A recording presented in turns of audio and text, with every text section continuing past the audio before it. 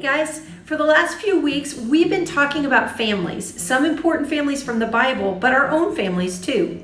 In every story we've talked about so far, at least one family member has messed up big time. We've heard stories of lies, deceit, disagreements, jealousy, selfishness, even murder.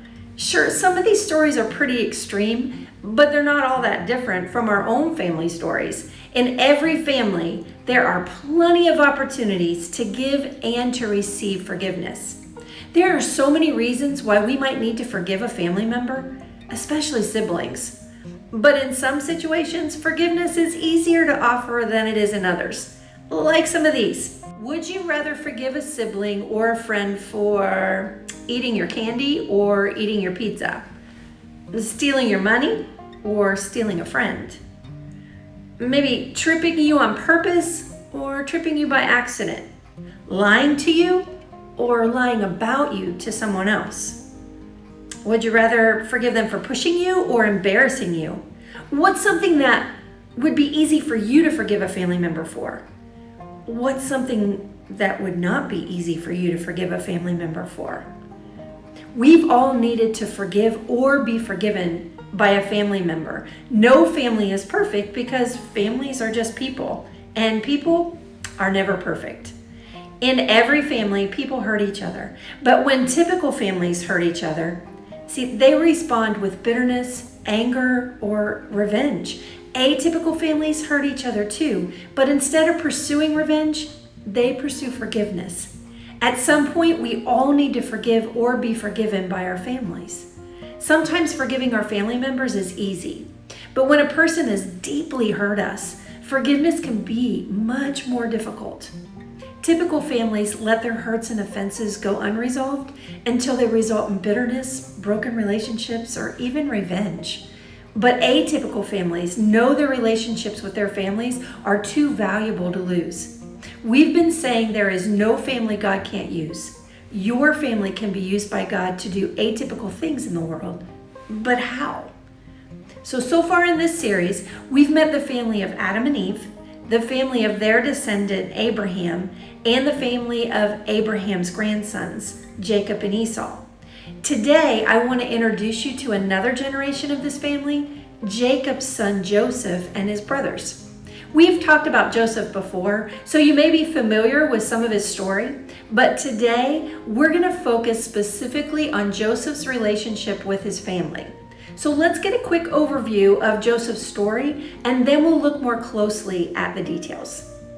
So Jacob goes on from there to have 12 sons, big family. But Jacob loves his 11th son, Joseph, way more than all the others. And so he gives him the special Technicolor dream coat. And his brothers, because of this, come to hate him. So much so that they plan on killing him. But they don't. They instead just sell him as a slave down in Egypt.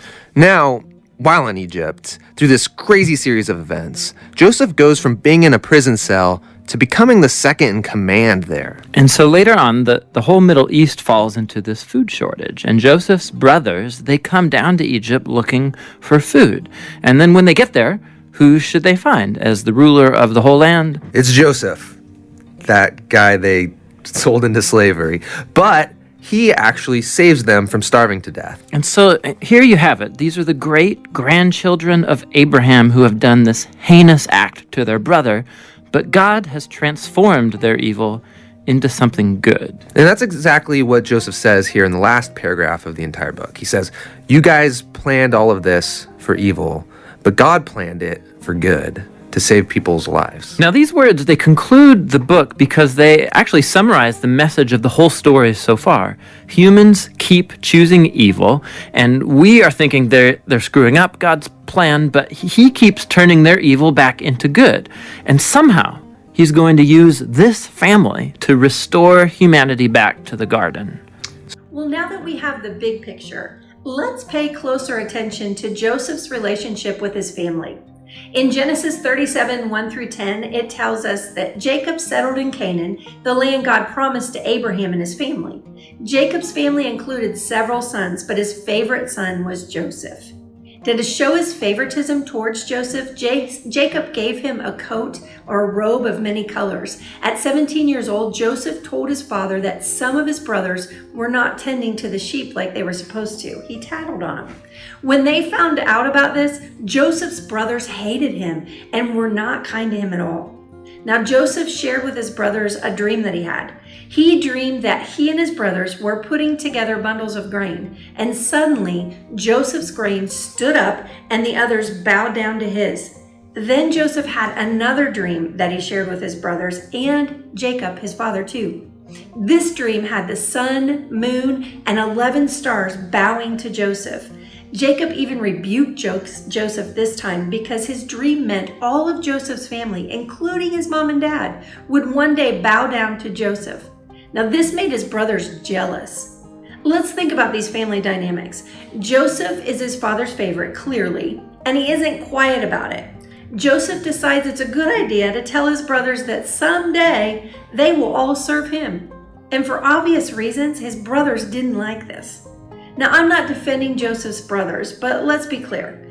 Joseph wasn't totally innocent. He was arrogant and a little obnoxious. So one day, Joseph's brothers are working hard in the fields, and Joseph heads out to meet them, wearing his fancy coat, of course. Now, the story continues in Genesis 37:18 through 36. It says, Jacob sent Joseph to check on his brothers, who were tending to the family sheep several miles away. When the brothers saw him, they decided to kill him. When Reuben, his oldest brother, heard about their plans, he convinced the others to throw him into a pit instead. Reuben planned to rescue him later. Now, the brothers took off Joseph's robe and they threw him into the dry pit that was sometimes used to store water for the sheep. While eating a meal, they saw this caravan of Ishmaelites heading to Egypt to sell supplies. The brothers sold Joseph to them as a servant, and when Reuben returned to the pit, he found that Joseph wasn't there. So the brothers decided to dip Joseph's coat in goat's blood and show it to Jacob. Now, Jacob thought an animal had killed Joseph, so he mourned his son's death for a long time. Meanwhile, the Ishmaelites sold Joseph to an Egyptian officer of Pharaoh named Potiphar, who was captain of the palace guard. Imagine you and your siblings are outside, sweating in the sun. While you're hard at work, weeding the yard, your brother, your dad's favorite, comes strutting over to you wearing his fanciest and most expensive clothes while you're covered in sweat and dirt. Clearly, he has not come to lend you a hand. Joseph's brothers are so tired of Joseph, his attitude, his favorite status, and his dreams about how he would someday be their ruler. In anger and jealousy, they throw Joseph into a well, they stage his death, and sell him into slavery. Now, I've needed to forgive family members before, but I've never had to forgive anyone for something like this. Joseph may have had an attitude problem, but this kind of retaliation from his brothers was cruel. You've probably already heard and know how this story ends. Joseph saves the lives of his brothers and forgives them for what they did to him. And then Joseph forgives his brothers, but when their father Jacob dies, the brothers get scared Joseph will change his mind and try to get revenge. They know they haven't deserved the forgiveness and the kindness that Joseph has given them. So let's read Genesis 50:15 through 21. But now that their father was dead, Joseph's brothers became fearful. Now Joseph will show his anger and pay us back for all the wrong we did to him, they said. So they sent this message to Joseph. Before your father died, he instructed us to say to you, please forgive your brothers for the great wrong they did to you, for their sin is treating you so cruelly. So we, the servants of the God of your father, beg you to forgive our sin.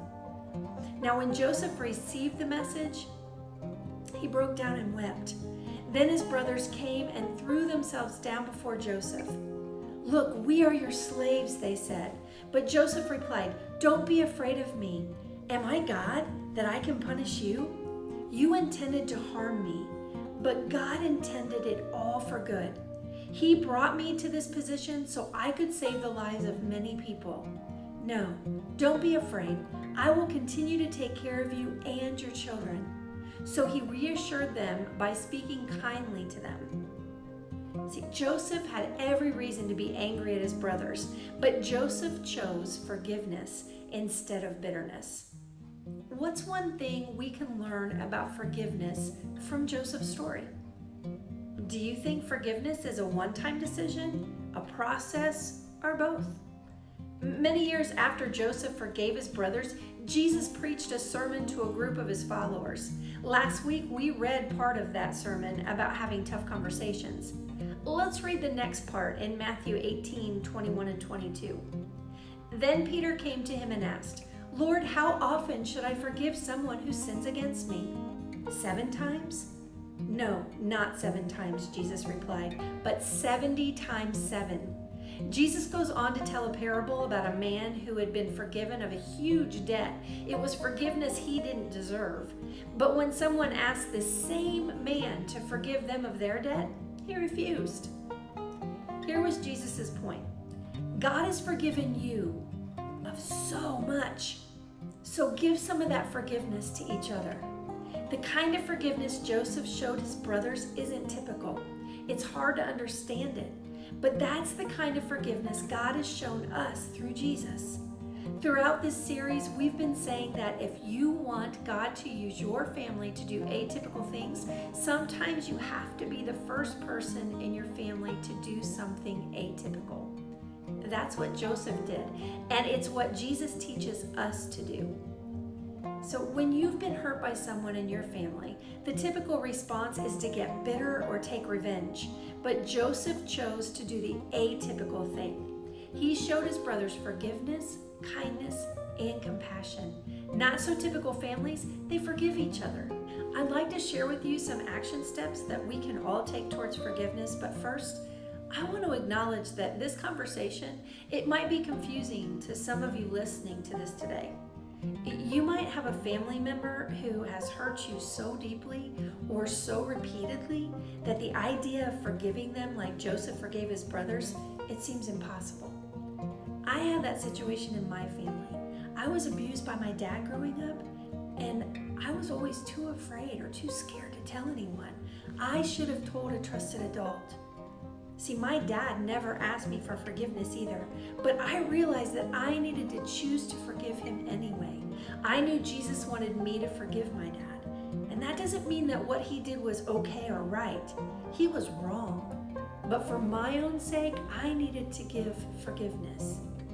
Now let me be clear, if anyone in your family or not in your family has hurt you or continues to hurt you physically or emotionally or sexually, please hear this. If that's your story, God is not telling you to just move on, forget about it, be nice to them, protect them from the consequences of their actions. That's not the point of this conversation. You can forgive them, but if this is your story, here's what I want you to do first, right now. Tell an adult today. Don't hesitate. I would love to talk with you and to help you walk through this like I walk through it. You can send me a message at vmorello@bethanycc.net and I will get back with you and we can talk. Okay, so let's talk about how we can forgive in everyday situations or in more serious situations with our family.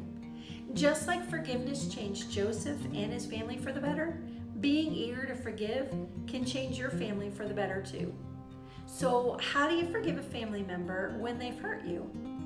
Forgiveness doesn't have to be complicated. It can be as simple as just admitting you've been hurt, talking to them, telling them that. Telling God that you need help to forgive them because we do it in His strength. Asking God to heal the parts of your heart that have been hurt. Choosing to focus on moving forward instead of what happened in the past, holding on to it. Forgiving yourself and asking for forgiveness if you need to. If you had a part in it, the part you played in what happened, maybe you need to have forgiveness for that. Think right now about a family member you need to forgive. And now imagine how you and your family could be transformed if you were willing to choose forgiveness over bitterness or revenge. How do you think forgiveness could change your attitude or your perspective? And how do you think forgiveness could change the person that you're fighting with, that you need to ask forgiveness for? How do you think forgiveness could begin to change your family's pattern of behavior in the long term? Forgiveness is tough, but isn't it amazing that we get to forgive others the same way God has forgiven us? In the next few minutes or sometime this week, here's what I'd like for you to do. Identify someone in your family that you need to forgive. Write their name down and then pray for them as you do. Think about why you want to forgive them. Is it because you're tired of feeling angry? Because you don't want to become bitter? Maybe because you miss having a close relationship with them. Write that down too. Hang on to the piece of paper or whatever you wrote that on and place it somewhere where you will see it, and let it be a reminder of your commitment to forgive instead of taking revenge. Forgiveness is often a process, so while you learn to forgive, you may need to be reminded of why it's worth it. Forgiveness is something that we can offer to those who have hurt us, but it's also a gift that we give ourselves. Unforgiveness, it leaves us feeling bitter, angry, and closed off to other people. But when we let God help us forgive, we find healing, hope, and freedom. Colossians 3:12 and 13, it says, "Since God chose you to be a holy people he loves, you must clothe yourselves with tender-hearted mercy, kindness, humility, gentleness, and patience. Make allowance for each other's faults and forgive anyone who offends you. Remember the Lord forgave you, so you must forgive others." See, according to this passage, how can we practice forgiveness on a daily basis? How can we do it?